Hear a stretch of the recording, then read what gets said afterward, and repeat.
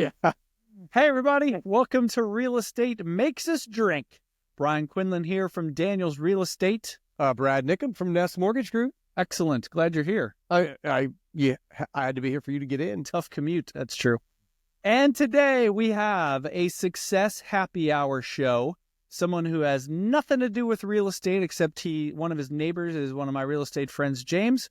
But I own a home. That's real estate. That counts. Sir, who are you and what do you do? My name's Matt Taylor, and I am the radio voice at the Colts. That's got to be pretty cool to say. Yeah, it is. Do you still kind of kick yourself like, holy crap, I'm really this guy? I am very, very blessed and honored to have this job. Absolutely. I say it all the time that the moment that hits me the most is right before kickoff when you stand up and you've got the national anthem playing and everybody's quiet and you look around, there's 65,000 people doing the same thing. It's like, holy crap, how lucky am I to be able to do this? And that's usually when I have like the biggest moment of gratitude. That's awesome. That's awesome. All right, well, let's start with our traditional cheers here. There you go. Got your water over there. I got to drive home, boys. So understand. Cheers, understandable.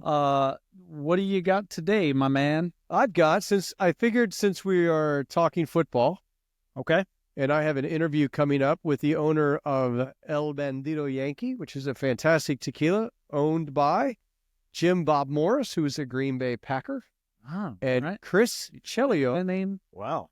Jim Bob Morris, familiar with that name at all? That one does not strike How a... about Chris Chelios? Yeah. Yeah. Player, right? Chris Chelios and Jim Bob. The Blackhawks, right? Yeah, he's a Hall of Fame NHL player, so they own this tequila brand. And again, another traditionally made, additive-free, NOM 1107, fantastic tequila. So that's what I'm drinking here today. So Brad on the side, in addition to being a lender and a super successful podcast host here, he has his own show on YouTube and Facebook called Tasting Tequila with Brad.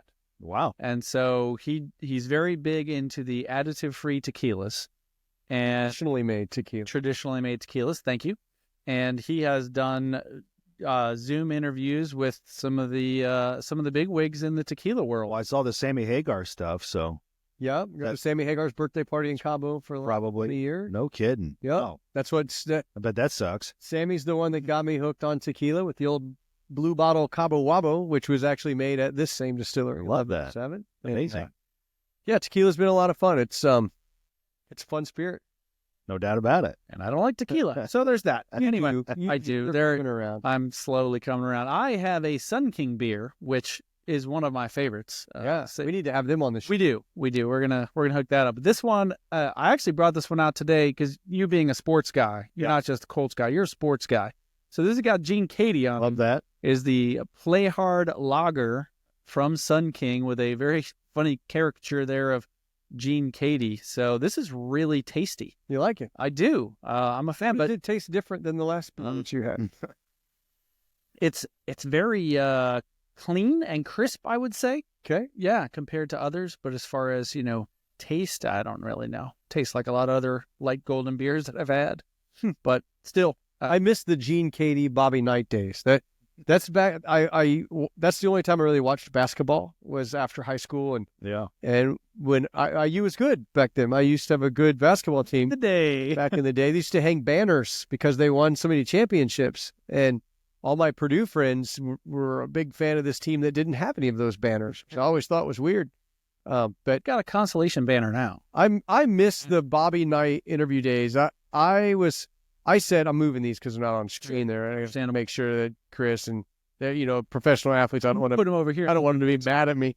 Hey, if we can get Chris Chelios on the show, you know what I said when they were picking the press secretary for this new administration.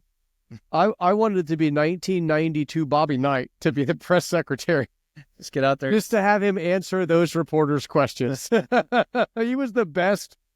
I couldn't imagine how horrible it was to have to interview him or, ask those questions. Yeah. But his answers were always amazing. So I think he'd be a great press secretary. He was before your time in broadcasting. But who's that? Bobby Knight. Well, no, not really. No? No, you want to hear a funny story? Yes. I was 12 years old. I was at the Bob Knight basketball camp, Oh. so staying at the dorms. I went there when I was like Teeter, in high school. Yeah. like Wright, Teeter on the campus of IU, 12 years old. It's always in the summer, so it coincides with, this is back when, Sweating your ass off. well, it was back before travel baseball, travel sports. It was, back in my day, you did Little League and then you did All-Stars, right? So you made the All-Star team. Right. So And if you're good there, then you make the travel team. well, I don't even think there were travel teams back then, okay. but at any rate, Yeah. yeah. We were in Illinois. It is an Illinois thing. So anyways, long story short, you scheduled to go to Bob Knight basketball camp, and then you play on the All-Star team, then tournaments pop up. So I had a All-Star Little League Baseball All-Star tournament that overlapped with going to Bob Knight basketball camp. Boy. So let's just say, I don't remember the details, obviously, but let's just say Bob Knight basketball camp was Monday to Thursday. Well, my dad drives down, pulls me out of camp to go to Little League Baseball, and that's like an hour down the road. Go to the game, come back, get back like in the late evening, and there's like an all-camp meeting that everybody has to be there for, like at 9 o'clock. Sure. Telling my dad, we got to be there by 9 o'clock. So it's like 8:55, and I'm still in my baseball garb. So I walk in, and I go around the back door because I know I'm going to be like late, like early, like on time is late, that kind of thing. Yeah. Bob Knight. So I go around the back door, know I'm cutting it close, and I think I'm good to go. And I walk in the back, and like the door clicks on me as I open the door and try to shut it real soft. And there's this big clicking sound. The entire camp turns around, looks at me.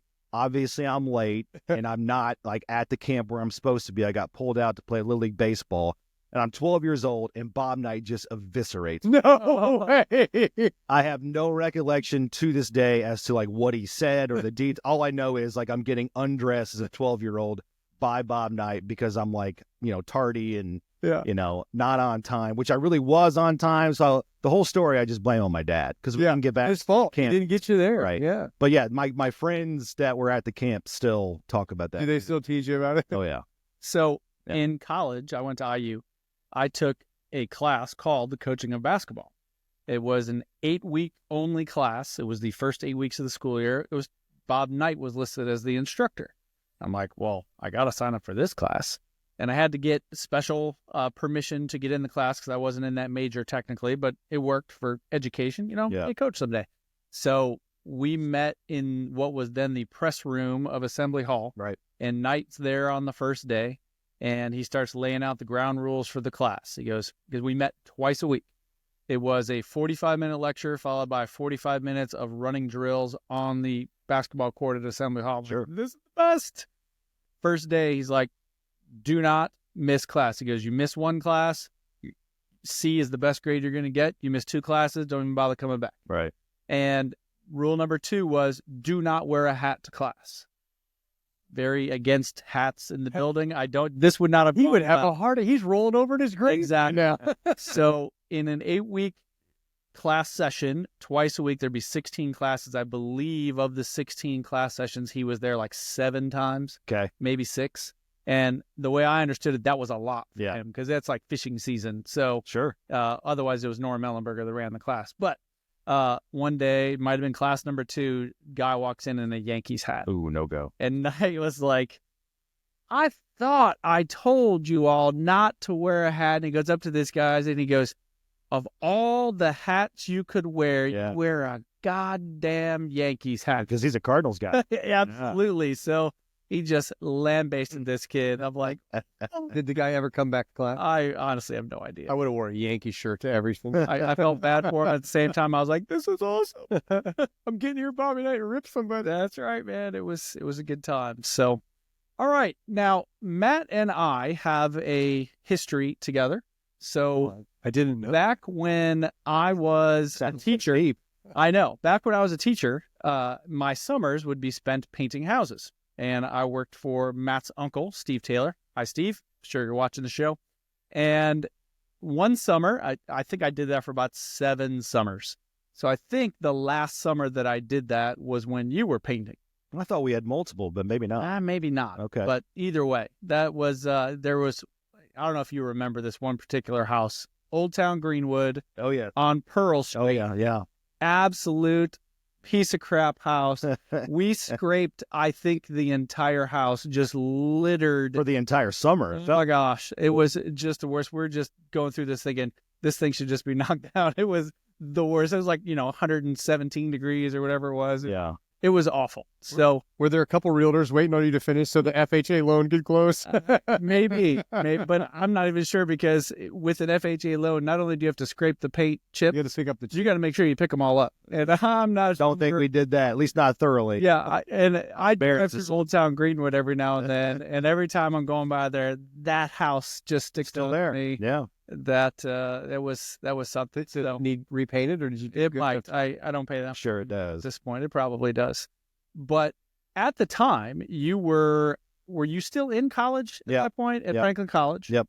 Where you played football. Awesome. And you were interning maybe with Q95? Yep. Around that time? Yep. Yep. One of the things that stands out to me about those times, you do phenomenal voice impersonations. And I don't know if you still do, but at the time, it was like, wow, You like Mark Patrick? very much like That's Mark Patrick. fantastic. When you were with Q95, you were with Bob and Tom specifically, yes? No. No. I was working for Q95 in the promotions department. So Bob and Tom is its own entity. Okay. Yeah, Bob and Tom has like their own wing, or at least they did at the time at Clear Channel, which is now, I think, iHeart. Sure.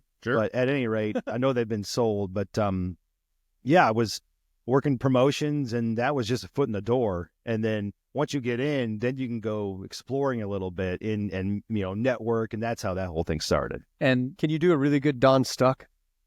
No, Stucky's a good dude. Yes, Don. I haven't, Awesome. He's I haven't awesome. seen or talked to him in probably 15 years. He's on like Chicago PD. Like he's an actor now in Chicago. Is that right? Yeah, and he's yeah, he's gotten a couple parts. I think it's on PD, but it may have been on Med. But yeah, he's a great guy. He's from New Pal. Is that right? I didn't know Yeah. that. I thought it. Yeah, you can do some Donnie Baker. Yeah, did you ever get to do anything with the Bob and Tom show? I did not.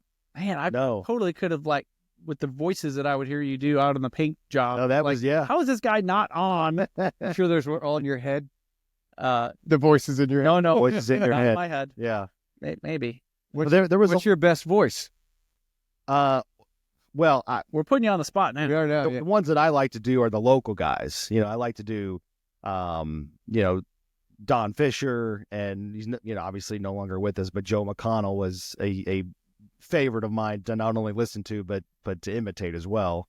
Joe Smith is a local guy, Bob Lovell's a local guy. So if you talk with any sort of cadence and rhythm, I can usually pick it up. That's what is most imitatable, if you will, is if you talk with a pattern. I would want you to get Madden down really good, and then do a Yeah. whole like Could do just play-by-play as Yeah. Madden. Here's a guy in a thing and a ball, and all of a sudden he goes round and round and boom. You got a guy, people come up to me all the time. They say, I'm going to play some football. I say, you're going to play some football. You should probably go out and buy some cleats. Boom. Boom. It's not bad. No, it's really Play the hits on the John Madden, right? There's like 5 things you got to incorporate. I like the one where he says, I think if they get the ball into the end zone, they're probably going to score. A little bird just hit the window. A bird hit the window? You would think they would learn by now. Yes, they don't know what they're doing. All right, so there was Roncalli football. Yep. Played at Franklin College, and then you went with Franklin College. Your degree or area of study was broadcasting, I assume. Broadcast journalism. Okay. Yeah. With the intention of doing what? The intention of The voice of the Colts. the intention of doing this at a high level. And I was going to take it as far and as long as I possibly could. And I didn't want to sacrifice everything else I wanted in life. Right around the time I graduated college, I started dating my now wife. So I knew we were going to get serious. Roncalli girl? No, she actually went to Greenwood High School, met her through a friend at Franklin, like a friend of a friend type Okay. deal. She went to IU. So I didn't want to sacrifice anything else I wanted out of life, settling down and, starting a family and having kids and things like that. So, you know, the industry even then, I mean, it's even more, I would say rocky, troubling now, 20 years later. But even then, it was tough to try to even think about carving out a path and finding your niche and, establishing yourself. Just the competition for jobs was hard. So, at Franklin College, it was a small school, hands-on, large opportunities in the sense that, like, again, I studied traditional mediums. Nowadays, you guys are literally doing a podcast from your garage. Okay, 20 years ago, this didn't exist, obviously. Right. So I studied traditional radio and traditional TV. And that's how I started to try to make a living. And so with that at Franklin College, you had campus radio station and campus TV station. And I just absolutely immersed myself in those things. And I got a lot of hands-on experience and was able to play ball, like you said, was able to get a really good education. So I feel like for the time in which I was in school and cutting my teeth, there was no better place for me because I was able to play football, be an athlete, and also just immerse myself in the experiences that were there for me. And again, I say this a lot. This has nothing to do with Franklin College as an institution, but if I'm a school or if I'm a student in school right now, I don't know if I go to Franklin because of the digital age. You can do all of this anywhere, right? And so back then, the point I'm trying to make is, in 2006, 7, and 8, when I was in school, if I was at Ball State or Indiana, you have to wait your turn. You got to wait in line. You got to be an upperclassman to call games or to be on the air or do a show and things like that. At Franklin, it was me. That's it. Yeah, right? That's awesome. And with the, the passion and the drive that I had, I just took the bull by the horns and I just started creating my own opportunities, and I loved it. I was the geek. I was the dork that would give up his weekends to go with the basketball team to Defiance, Ohio, and Bluffton and Lexington to play Transylvania and Rolls-Holman. So I just wanted to be on the air. I wanted to get more experience. I wanted to just, cut my teeth and learn and grow. And so that was huge. So to me, it didn't matter that I wasn't calling Division I games. I was calling games and I was getting better and I was getting the experience. And so I felt like for me, when I graduated, I had a lot more experience and hands-on, know-how, if you will, to come in and thrive right away in radio. Now, again, things have changed so much since then, but at the time, I felt like I had a really good head start. Do you do any podcasting now? Just through the Colts. Yeah. Okay. Just through the Colts. Yeah. We have, so much audio and radio and digital content. Yeah. All year long. Did you know that I am the new PA voice for Franklin College football?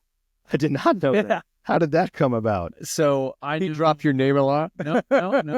I know Lance Marshall, who is the AD presently, and he knows that I do PA for Center Grove. And so right before the season started, whoever the PA guy was prior to me, he dropped out somewhat last minute, though it was still weeks before the season started. And so I get a phone call one day from the assistant athletic director, Ryan. I'm sorry, I don't know Ryan's last name, but I was like, well, this will be an interesting call. And he says, yeah, somebody gave us your name. Any chance you're available to do our football games? I was like, well, there were 5 games.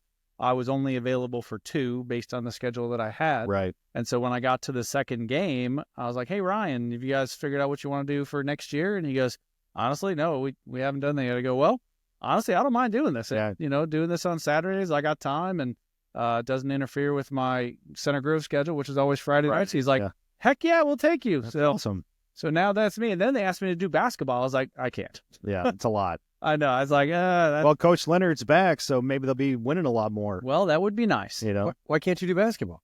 It's like 25 games. It's a girls, much bigger right? time commitment, and I'm also doing boys basketball for Center Grove. So gotcha. And I got to sell houses. So don't forget, you're a very successful podcaster. Exactly. I got this to do because then I also edit this show. So There's just a lot going on. How do you have the time? I don't. You want to edit my tasting tequila, No, Brad? I videos? All right. So after interning, college over, how did you, well, I guess maybe what did you do? And then how did you get to the Colts? So I had a million part-time jobs, like I said, trying to find my way. I interned a lot in college and did a lot of things and tried to network. I did one fall semester of like I was the Olympic sports guy at IU. I did like soccer and volleyball and things like that. Made no money, but just networked, and it was a really good experience. Is that a term you made up, the Olympic sports guy? Or is that? Yeah, well, like the non-big revenue. Yeah, okay. Like the Olympic sports, right? Yeah, That makes sense. that's what they were. I was literally picturing like the javelin. Yeah, no, maybe that's a bad term. Revenue-generating sports. And this is like the infancy of like streaming. It was audio only. It was all through desktop. No app. Obviously, it's before smartphones. Worked at a country music station in Newcastle, and I freaking hate country music. So you can tell, that was a great experience. But What about America? Do you like America? America's good. Okay, Yeah. I was just checking. I want to check in on that because country music's like America, but that's okay. Oh, I thought you meant the band America. No, I mean the actual country. Well, I like both. Yeah. Okay. To be clear. Hey, I like Beyonce. Do you? Yeah. What is it about? I forget what my line was supposed to be. Whatever floats your boat. Dang it. So try. I like Beyonce. Whatever floats your boat. No, that's buoyancy. I like it. He said I like it. He just laughed, but he's really like. I apologize. Sorry. So Olympic sports at IU. Yes, and did a lot of high school games, college games, things like that. So then I was a part-time producer at MS Communications and worked my way up there. And then I got a call from the Colts. They the relationship. The good thing about MS at the time, they own all the big properties in town. Yeah, they do. They have IndyCar and IU football, basketball, Colts, Pacers, IHSAA. So that's really the place to be in terms of, again, networking and finding out how all these relationships work. And so got a call from the Colts, and they just said, hey, we're looking to make a change and add some more, and we just we've taken notice of your work, and you've been referred to us by other people. And so I just jumped at the chance to go over there, just understanding how the dynamic of their business worked at the time.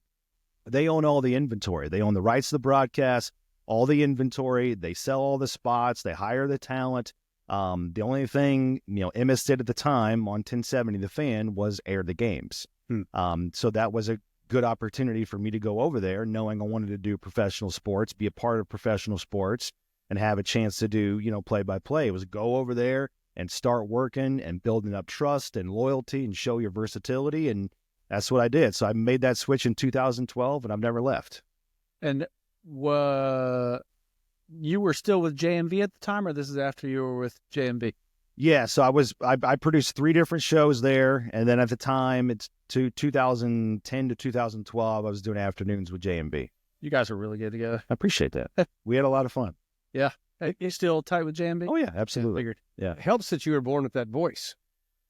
Doesn't hurt. Yeah, like if you would have had this goal, but sounded like Pee Wee Herman, like that would have been a lot harder path for you. Not that the games wouldn't honestly sound great. Not about I appreciate you saying that, but honestly, it's about the pacing. It's about the intensity.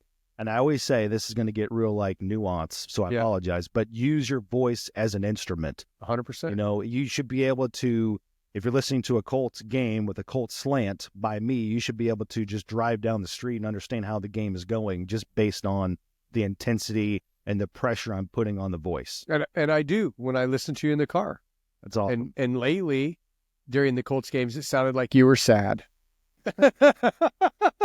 Well, objectivity. There was a little sadness in the last couple games. Number one, I love your INDY touchdown calls. Was that ad-libbed? Kind of. Well, no. Like, I wasn't looking for it. So I get asked about this all the time. I wish I had a better story, but it's really not. I love doing yard work. I have a really big yard, and I'm really meticulous about it. It's just like what I enjoy doing. So with that, I always have headphones on. I like to listen to music and podcasts. And so I just have to have something on to help me get through that. And so this is probably like 5-6 years ago, doing yard work. I'm listening to a podcast and I'm almost at the end. And I don't like playing fantasy football, but I just throw on a fantasy football podcast on just to help me get through the last, handful of minutes. And this is back when the Colts still had Andrew Luck, and they're forecasting how good the offense is going to be, da-da-da-da-dee. And the guy, the host of the podcast, just says, yeah, with Andrew Luck and all the weapons he's coming back, I expect to see a lot of touchdowns in Indy. And I don't know like why or how. I just kind of stopped dead in my tracks. It was like, that sounds pretty good. Touchdowns in Indy, and let's spell it out, get a little punctuation mark in there, short, sweet. It's repeatable, right? So touchdown, I-N-D-Y. So shotgun snap, looks to his right, in the end zone, throws Michael Pittman, touchdown, Michael Pittman, ball game, I-N-D-Y. Don't break it out like every time there's a touchdown, there's a time and place. But again, I sort of use it as an exclamation point, to punctuate when it's a comeback touchdown, right? Like when it's appropriate. Hopefully it adds to people's enjoyment. Oh, I hear you. It's the Colts version of boom, baby. Yeah, I'd agree. Yeah, I love. At times I've seen videos of you doing your play-by-play, especially when it's usually a touchdown I-N-D-Y. You're standing. Yeah. Do you stand the whole game? The whole game. Is it because you can't see, or because you just can't sit down because it's too much? Because I know from what I've heard from guys on the radio, y'all are pretty high. We are. So I think it helps. It helps to stand, to be able to see. But I just think in order to project, it's better to stand. And I'm an action talker, as you can see. I use my hands a lot. And so during the course of the game, if there's a big hit, I'll act it out. If there's a catch, I'll act it out. It helps me. If I do the actions, it helps me translate the words into my brain, and thus it comes out, through my mouth. So, that's why I stand. I know a lot of guys stand. The biggest reason I stand is just to help enunciate and project and use that voice as an instrument. Oh, 100%. I mean, there's no difference from sitting down, playing, and singing to standing up. Just the difference in energy standing up. Sure. I used to sit the first year or two, and then I started standing, and I've never gone back. Yeah, just the energy that comes from standing up. Right. I don't know why we sit down. I feel like you must be exhausted by the end of a game. It's not really. No. Okay. No. I mean, I'll sit during a break or, catch your breath, so to speak, during halftime. You have one of them people that squirt water in your mouth? But I have a lot of information.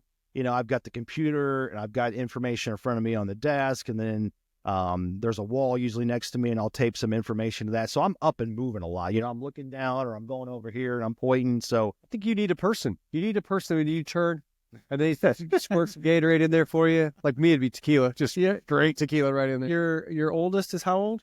7. See, you got youngsters bringing that one in to squirt some water. 7 and 4. 7 and 4. Yeah. Now this is going to sound negative. It's not. I love my children, but they're a lot better when they don't live at home.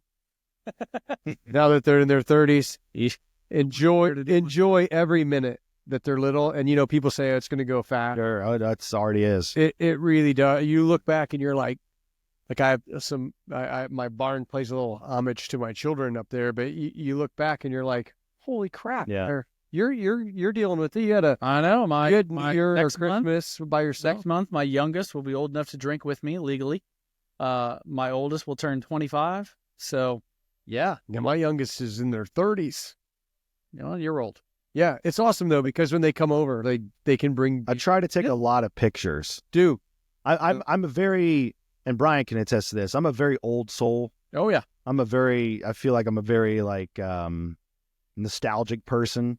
I feel like that I was that way in high school. I was capturing moments because hey, in our 20-year reunion, no one's thinking about that when they're 18 years old. But right. I appreciate you saying that. So I take a lot of pictures to capture moments. There's so many things you look back on and you're like, wow, it feels like yesterday. That you try to be present. Kids were little, and now this was our first year of having Christmas with none of our kids. They all had, had, other significant others to go to. And you're like, okay, this is weird. Yeah.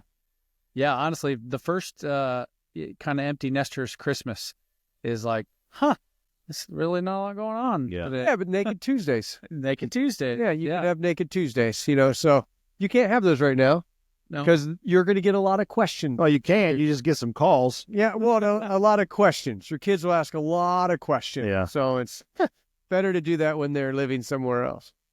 I'm Brian, your Indianapolis realtor. If you are looking to buy or sell a house in the Indy area, I'm your guy. If you're coming from out of state, want to make a move to the Indy area, I'm your guy. Check out the show notes for a link. We can get in touch and get you started. Thanks for watching. Now back to the show. You replaced a legend, Bob Lamey, and that came about in a way maybe not so great. Worked out well for you, obviously.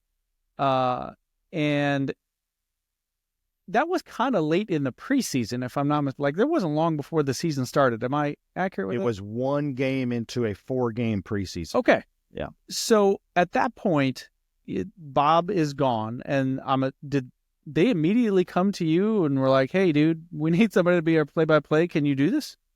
Well, they knew I could do it. Yeah.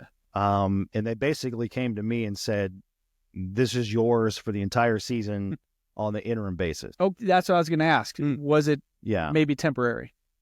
Yeah. So the plan was, I mean, it was like you said, it was during the preseason. We had just played the Seahawks and had gotten home and then did a joint practice with the Ravens. And then that's when the change happened. And so this is Saturday before a Monday night preseason game against Baltimore. Long story short, they come to me and they say, you're up for the season. And the plan was for me to do preseason TV. And then I had to switch to radio, obviously, when that whole thing went down. And then they had to bring in another guy to do TV. But that was supposed to be It's really best that you were on the radio, not TV anymore. Goodness gracious. Like Brian's got a face for television. I do. especially with that hat. So anyways, Long story short, making the interview difficult because his head's already really giant. Right. And throw that hat on there and I can't even see you most of the time. so I wasn't supposed to do that game because it was supposed to be a nationally televised, or it was a nationally televised broadcast. It was a Monday night game, so it's an ESPN game, therefore no local TV broadcast. So I wasn't ready for that game at all to do radio. So I was in total scramble mode. Wow. Went into prep and did the game, and it went well. But Thankfully, it's preseason. No one's listening anyway. well, I disagree with that. But there's still a lot of diehards out there. That's true. There is. I know a lot of them. But anyways, so yeah, that season was pretty crazy. I think like in 10 years, I can look back and laugh, but I ain't there yet. What year was that? It was 2018. So now I need to Google what happened to Bob. But so here's a question. Do you ever go back and watch the games and watch All of them, you do? every single one. So Got your own film to watch, right? So what I do is I sync the game up with the broadcast, the radio Yeah. broadcast. Yeah. So is there, who do you think the best television broadcast person there is for football today? For football, Kevin Harlan. I don't know who that one is. Yeah. Yeah. I like You'd Tony, recognize his I like voice. Tony Romo. Well, he's not a play-by-play guy. Oh, I guess, yeah. Yeah, there's a difference. I like the way he explains things. For us people that don't, Sure. I wasn't a football player. Sure. He's almost like he can tell the future. Hey, he's pretty good at that. People don't like that about him. Really? Yeah. So I kind of dig it because maybe I'm not a huge. Sure. I feel like Tom Brady has gotten better over this season. I don't think he could have got any worse. Well, whatever. I mean, it takes some time, right? They threw a lot of money at him, not knowing if he could even do that job. Yeah. And I really think he's done a pretty solid. Listen, in order to be a really good color guy, which I've never been a color guy at a professional level. Is that what that's called? Yeah, you're the analyst. Yeah. Gotcha.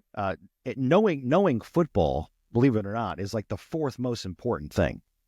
It's knowing when to talk, Yeah. and on radio, more importantly, knowing when not to talk. It's knowing what to talk about and do it succinctly and clearly so that the masses can understand. Yeah, and that is a skill and a talent. So you may know the fact that there's cover 2 with the safety rolling and, the propensity to go to this slot receiver on 3rd and 4 or less, but the audience doesn't know that and doesn't need to know that. You need to tell them what they need to know in real time. So you can watch hours upon hours of film, but if you don't know the medium, it's going to make for a really choppy, unlistenable broadcast for the average person. I didn't even know what you said. I didn't know what that meant. Yeah.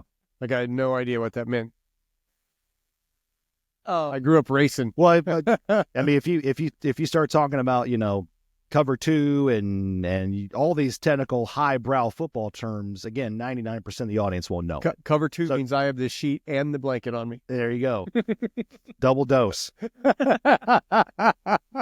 Nice. 2 shots of whiskey, or no, in your case, tequila. That's Yeah. right. I mean, I do listen, like, when we're not at home and I'm not able to watch the game, I'll kick Sure. on and listen to it. And I love listening to you because I feel like I know what's going on when I'm or listening to the game.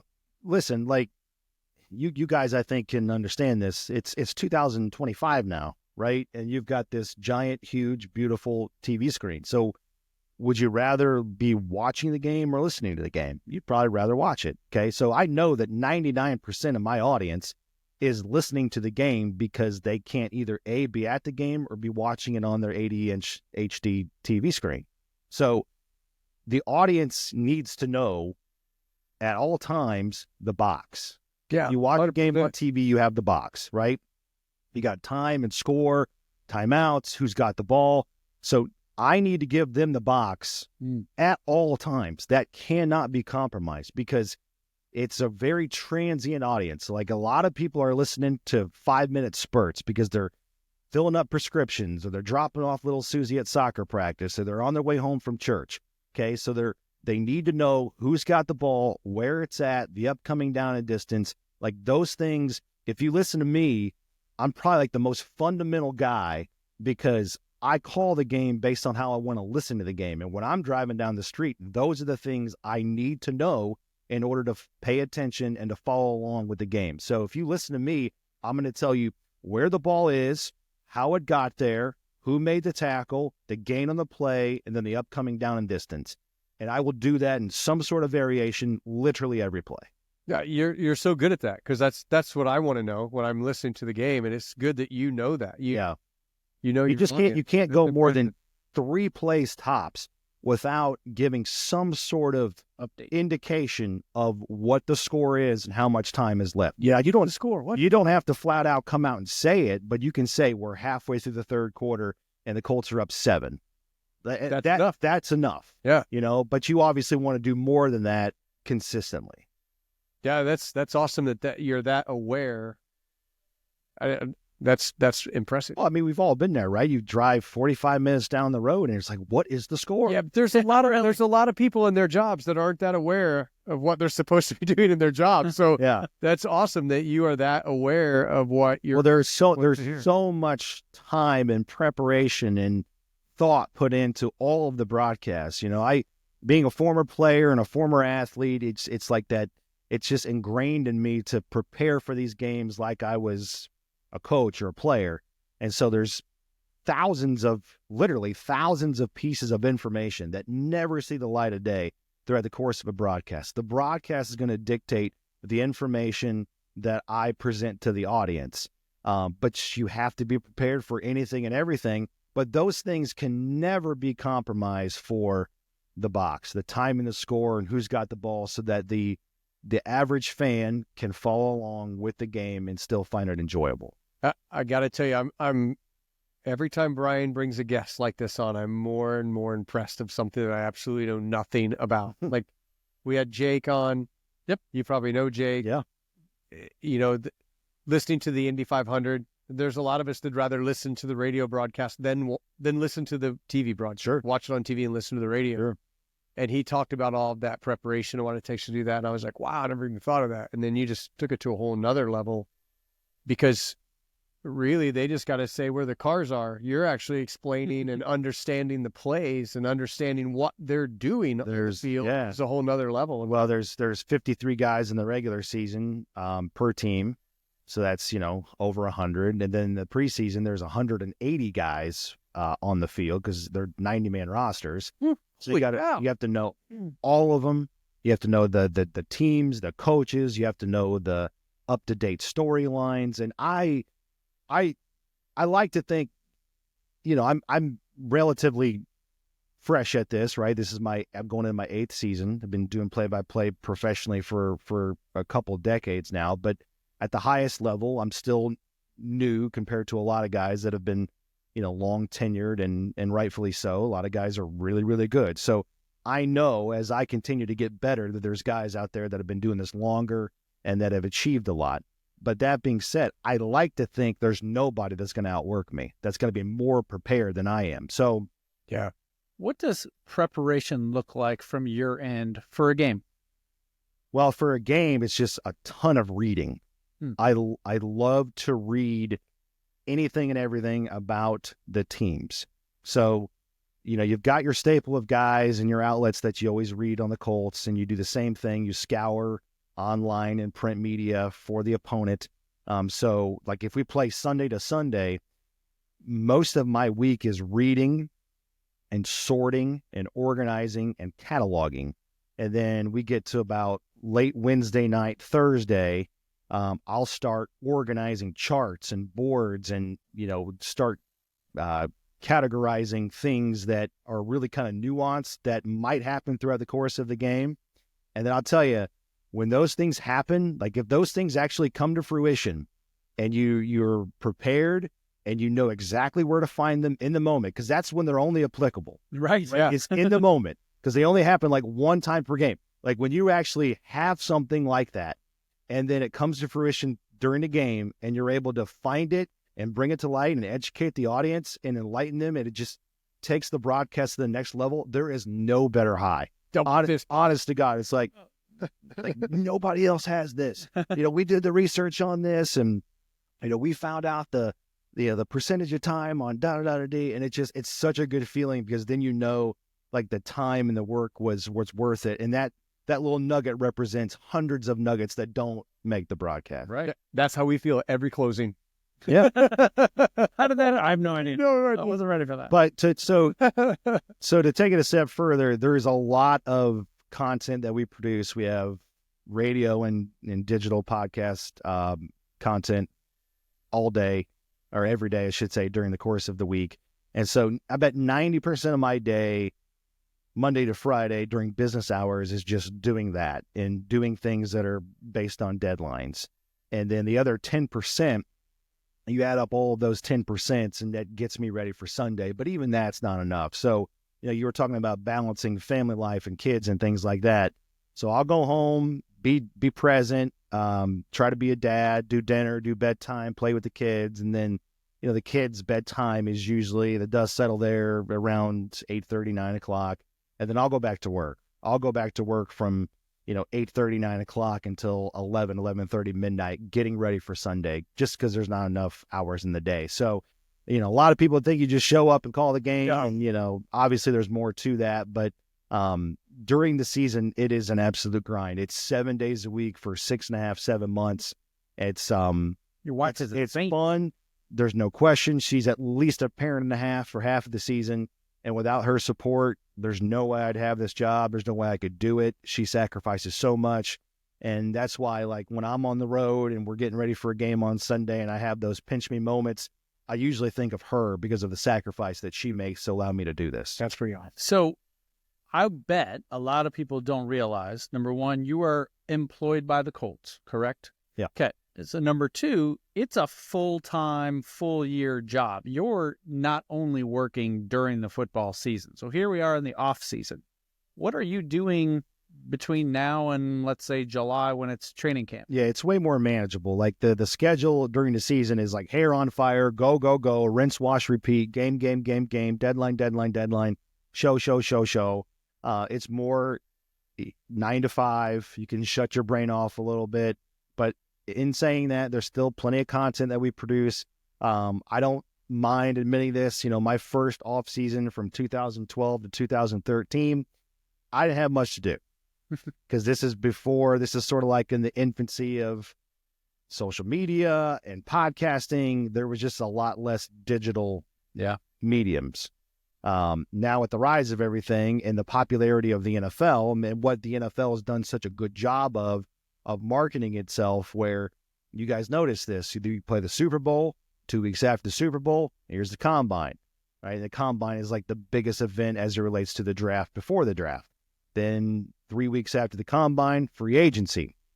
Month after that, you've got the draft, and then you've got OTAs, and you got the off-season workout program, and then boom, it's just like this vicious cycle. Here we go again for training camp, right? So there's peaks and valleys to it, but the NFL has done such a great job of never truly going away. And so many fans, I think, are just as interested, if not more interested, in roster construction and the business of We are now. the salary cap as they are in games. Honestly, like, I think the analytics reflect that. I think, the year that Andrew Luck retired and there was all these questions about who's going to be the next quarterback of the Colts and how are they going to build the roster, that following offseason, our numbers in terms of content were through the roof. They were beating numbers that we had in October and November, when you're kind of in the grind, the monotony of the season, you're playing every week. Like, people love that stuff. And that's where the off-season part of the job really kicks in. Plus, we manage the radio network. We have 40-plus radio stations across the network that I have to oversee and manage. Wow. So a lot of the off-season is like the business side of it. Yeah. That's a bummer, because I wanted to hire you, since the Colts season is over, to do like a week of play-by-play of Brian and I's. Well, we can still do that. we can still do a contract. I can hear him, it's 6:30, Brad's at his desk, Brian's still sleeping. Takes a pen from left side to right. Brad's made 84, Strikes the paper. Brian's editing another video. Now, yeah, that's a lot of that. Your first year as play-by-play was 2018. If I'm not mistaken, that was when Andrew Luck retired, was it not? We had 1 year of Andrew Luck. So I thought, Okay. 2018, they started 1-5. They get on a roll, make playoffs. They win a playoff game. Coincidentally, that's the last time they won a playoff game that year. They beat Houston. But I thought, like, this is great. I'm the play-by-play guy in the prime and the height of Andrew Luck's career. Like, I'm going to be calling a Super Bowl within 3 years. I did not forecast any of this. Oh, man. Right? All of the up and down, topsy-turvy nature and just the, where we're at right now. Okay, I have a question for you. Pull the Colts out, so you don't get in trouble with any Colts players or any Colts people. Right now, the Colts don't exist. Who's your favorite player in the NFL, non-Colt player? Oh, I love Joe Burrow. Hi, it's pretty awesome. He's really good. I love Joe Burrow. Yeah. Derek Carr. I'm just thinking of quarterbacks. Derek Carr, I've always had just like a big bromance with him. Yeah. I've always really appreciated him, the leader that he is, and, the character that he shows. I actually wanted to see him in the Colts. Yeah. And I'm still a Patrick Mahomes fan. Yeah. it's fair. To bring the Colts back into it, though, honestly, I'm not going to give you any names, but, I've been doing this now for 13, 14 years, and so you do the math on the amount of turnover and the amount of guys that have been inside the locker room. And I've interviewed darn near every one of them, or at least had, an off-the-record conversation with every one of them. And there's like 5 guys that I just don't like. Oh, see, I was going to ask you a question like that. Or they're all really good, just down-to-earth, normal people, personality-wise. And they're all really good. Now, there's a handful of bad apples, but honestly, like, out of all of that number, like, I can think of just like a handful of guys. I'm just like, Who is the most reachable that I need to contact to get on our show? Just kidding. We'll do that later. we have had a couple people say that we need to get Pat McAfee on the show. Can you get Pat McAfee to come on the show? I can help you. I can give you a little starter kit there. Okay. So if I win the Powerball, All right. we'll probably be able to. Might require. I think this will help. This is a good start. Do you like this setup? This is great.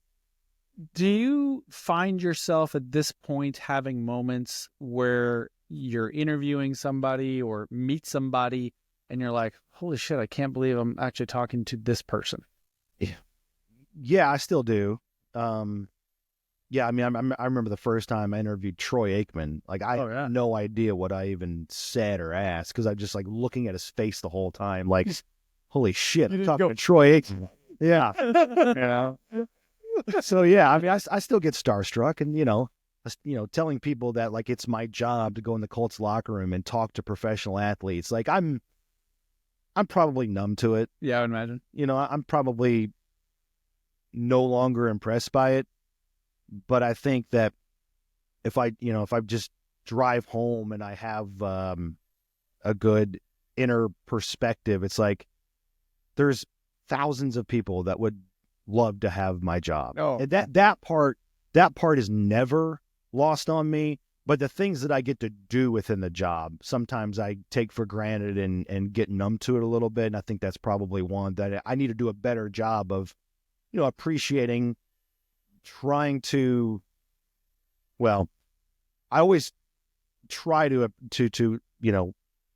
shine the horseshoe, if you will, within the guys in the locker room. But the chance and the ability to do that it's always really cool. What's going to be great for you is when you drive home today, you're going to say, Oh, to be on real got to be on this drink with I these got guys. to be on Q's podcast, drinking a Sun King. So, do you get to park in the player parking lot when you pull up? Oh, All right. it's not. Coolest car in the player parking lot. Who has the coolest? There are a lot of guys have the new Tesla truck deal, the Cyber. The Cyber. Yeah, a lot of guys have those. Yeah. Well, That's actually the a lot of trucks, a lot of pimped out trucks. Stuff four like that. four douchiest words said today in 2025. That's my Cybertruck. How did it get such a bad rap? I don't know. It looks like a first grader drew it. But I kind of dig it. I mean, I've seen several, and every time I see them, each time I see it, I'm like, oh, that's pretty cool. That's pretty cool. I disagree. Uh-huh. Yeah. The guy speaks to that's sort of that guy like around here. That's funny. I used to do a lot of mortgages for Colts players. Oh, I can't all right. I can't say their names Sure. because I did their financial Sure. stuff, but I'm not a sports guy. Okay, stick and ball sports guy, and Oh, you do watch the Colts game? I do watch Colts games. Absolutely, I didn't used to. The first football game I ever sat through and watched in the entire game, and it's the only football game I've ever been to that was at Lucas Oil Stadium. A live football game was the Super Bowl 2012. I got to go to that game and I watched the whole thing. Giants Pats. Yep. Yeah. Yeah, it's pretty awesome because the Patriots didn't win. That's right. It's kind of cool. But a lot of loans for them, and I worked with a lot of sports agents. And the most embarrassing thing for me as a non-sports person was I had a customer that was in town, and he needed to get approved to buy this house that he wanted to buy. And he told me who he was. The agent told me, they're in town for a game. And I was like, I didn't even know football was going on right now. Because he played for the Hawks. And he was in town to play. And he's like, I play for the Hawks. I'm like, I don't even know football is going on right now. He's like, that's the Atlanta Falcons. Oh no. Let's go. Yeah, I don't watch a lot of sports, dude. Well, they're in the NFC South. You don't play them every year. That was totally Trying to justify it a wrong little bit. sport, like completely wrong sport. But his mortgage went in just like if he would have played Yeah, football. absolutely. I used to work with Eugene Parker, Okay. which was an agent for a lot of really top athletes, and Max Siegel, who was a sports agent for a lot of people. So it's pretty cool. Eugene Parker was an amazing guy. Do you even watch football games anymore for recreation? Yes, I would love to watch more than I do, actually. But Okay. during the season, I don't get to watch a whole lot of NFL because it coincides with, either being at the stadium or being on the road, traveling with the team. And then Monday nights and Thursday night games, I'm usually working. Mm. So I kind of have it on in the background, but I'm never really fully engaged in the primetime games. Saturdays, it's hard because of the kids, right? But before a home game, when I'm home, I try to carve out some time to watch IU. Huge IU football fan. This year is a good year to be an IU football fan. But I love college football in general. I love the pageantry. I love the pomp and circumstance to it, and the bands, the whole thing. And when there's time, like those trips that we've been on a million times, like trips to Jacksonville and Houston and Tennessee, and there's not much to do and there's not much new to see, and I have the whole hotel room to myself and it's quiet with no kids, I will pull out the laptop with the dual screen, and I'll have like 4 college games going at one time. I'll order a room service and just watch college football because I don't get a whole lot of chance during the season to watch much NFL other than the Colts, believe it or not. Are you a quiet football watcher? Yes, Okay. I am. I could just picture you feel like it. coming to a Super Bowl party, But because it's egregious. since the Colts aren't in the Super Bowl, you'll probably get invited to a Super Bowl party. And I see you as the guy in the background, like everybody else is eating chips, and you're commentating the whole game. See, football parties are hard for me because most people want to come up and talk Colts, which I'm not adverse to at all. Sure. Right? I always joke, like when we go to Thanksgiving or Christmas and we go to my wife's side of the family and they know what I do, and there's always drama with the Colts. I always say when we walk in, let's just hold a press conference. That's awesome. Get it all out at once. Can you answer questions like Bobby Knight would have? I don't want to have the same conversation 20 times. Yeah. So, and that's actually what we do. I walk in and I sort of hold serve and I just answer all the questions and then we just, talk like normal people. But when I'm with friends or, people I don't know, there's always a couple of people. There's always that guy that tries to tell me what's going on with the Colts. No, that'd be horrible. That's actually okay. why I kind of don't like going to Super Bowl parties, because many people at a Super Bowl party, that's the only game they watch all year. Sure. But they've all got opinions on what's happening or what should happen, and I'm like, It's different than working at a bank, right? I mean, it's a very public job. Hey, I work at a bank. Everybody. Well, I just mean like everybody can see it. It's on display every Sunday for 3 hours. Everybody can have opinion on it, and that's what makes it great. That's sports. That's why we do it. But there's always a couple of people that try to tell me, my neighbor's mailman told me this, and it's like, okay. All right, I'm going to hold a press conference about where rates are and why they are, and then please don't tell me why the economy's working wrong. I get those conversations. You do too, don't you? Like to a certain extent. Yeah, the first thing people will say when I walk in the door, what are interest rates? Yeah, what are the rates? All right. I'd be remiss if I didn't ask your thoughts on the Colts moving forward into the next season. I'm a season ticket holder, so, I care. What he's asking you is, should he continue to buy? Honestly, don't know that I want to continue for how much longer, because I don't love it. Yeah. So, whatever you can, and I guess would be willing to kind of share. No, it's employee. We understand. Well, no, I mean, but to the Colts' credit, as long as I keep it objective and non-personal, I have no run-ins. It's sort of a conflict of interest. It's an inherent conflict of interest, I should say. Talking about the team, covering the team that you get paid by.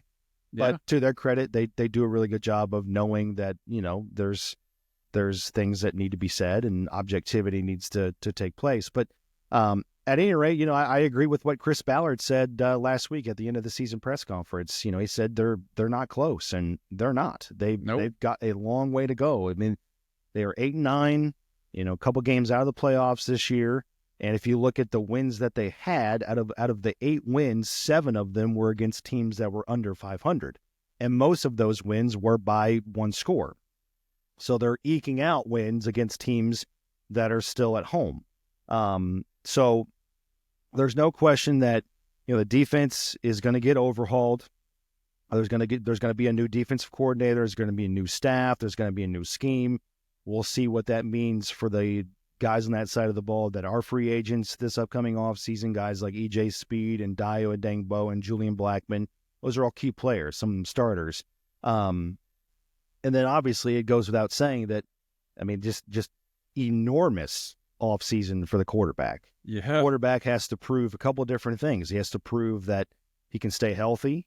He has to prove that he can mature and lead and prepare the right way, which is it's the genesis of his benching in the middle of the season.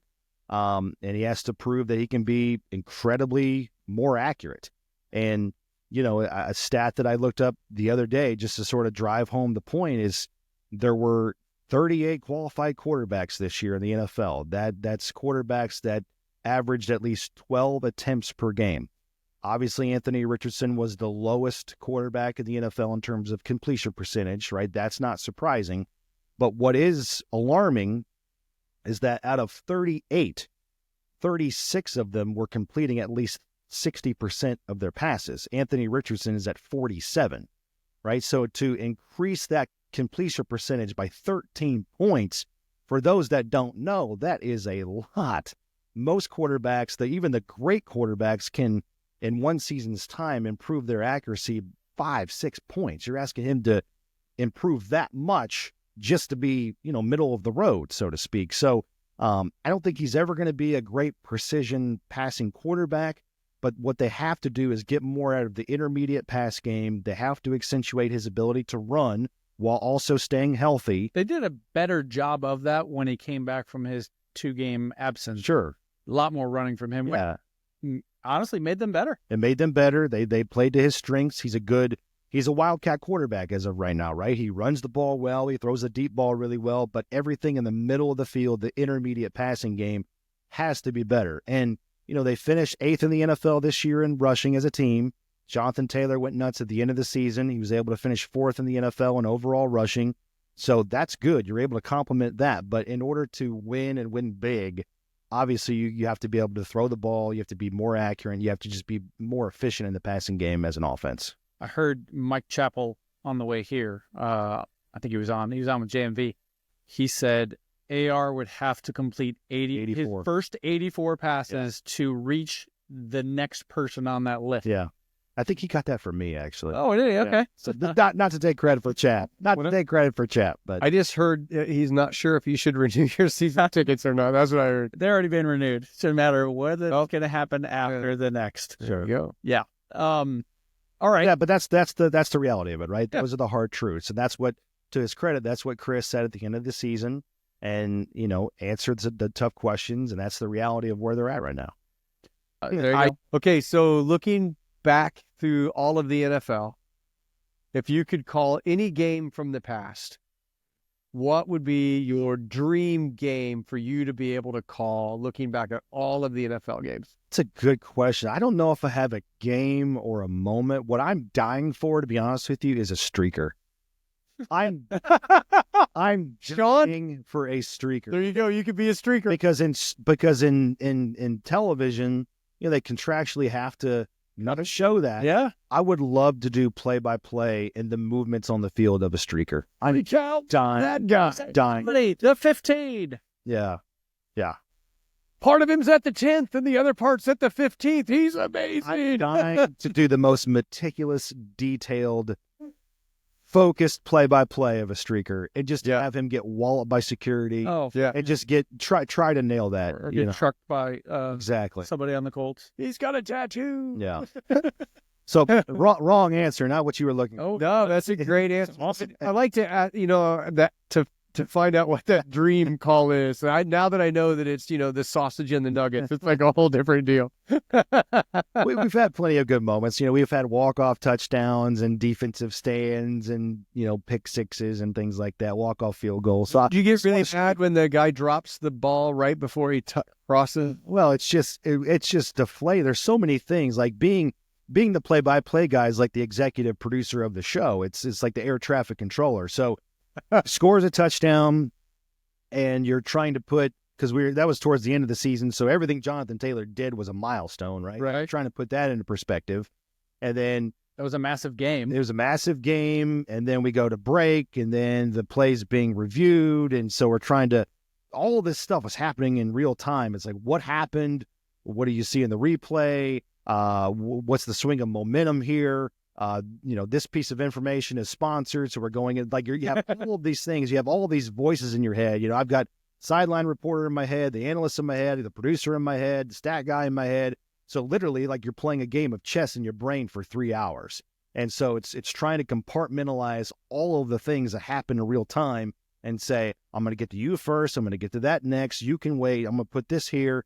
So like when something like that happens, it's really frantic, and then you have to dial in and focus and try to prioritize everything that's happening all at once. That's like being he said air traffic controller. That was like having two planes land on the same runway at the same time. Yeah. Sometimes it is. Such a bummer. Yeah, that's not good. Not good. But man, I really appreciate you coming out here, especially on I wanted to say Thursday evening, Nope. but it's not. It's Monday. a Monday evening. We usually do this on Thursdays, but I know you work a bunch, and I know now you're probably gonna have a little looser schedule, which is nice. Here in the off season, though, I mean, it could have been a night when you were at the office and then got to go home, but you came out and spent some time with us. My pleasure, Man, guys. I appreciate you. Appreciate it. Really very much. appreciate it.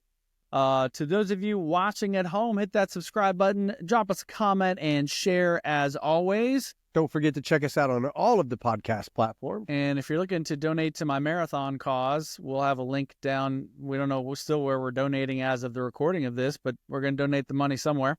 And Remember, we got to raise $1,000 to get Brian to run this marathon. And out of that $1,000, once we hit it, I will match it. So we'll give $2,000 to a charity, and Brian will run a marathon at Disney World. yeah, that's right. And you're running with me. So In a dopey. next time on Real Estate Makes Us Drink, thanks for watching. Cheers. Cheers.